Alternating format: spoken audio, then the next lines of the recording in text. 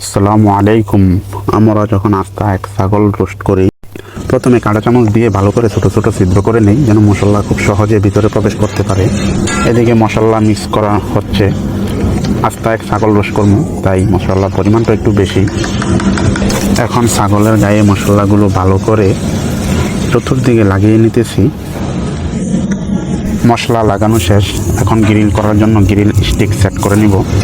স্টিকটা খুব ভালো করে সেট করে নিতে হবে, যেন ছাগলটা গড়লে ছুটে যেন নিচে না পড়ে, এদিকে খেয়াল রাখতে হবে। আর ও হচ্ছে আমাদের বাবুর্চিও এক্সপার্ট শেফ রুবেল। যেন উপর দিয়ে পুড়ে না যায় তার জন্য ভালো করে অ্যালুমিনিয়াম ফয়েল দিয়ে পেঁচিয়ে নেব। আমাদের গ্রিলটা বাহিরে, তাই দুজনে ধরে ছাগলটাকে বাহিরে নিয়ে যাইতেছি। এটাই হচ্ছে আমাদের গ্রিল, মোটামুটি বড় একটা গ্রিল।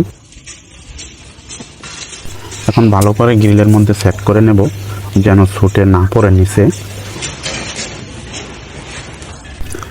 যেন সব সাইডে ভালো করে কুক হয়, তার জন্য কারেন্টের একটি মোটরের সাহায্যে ছাগলটাকে ঘোরানো হচ্ছে।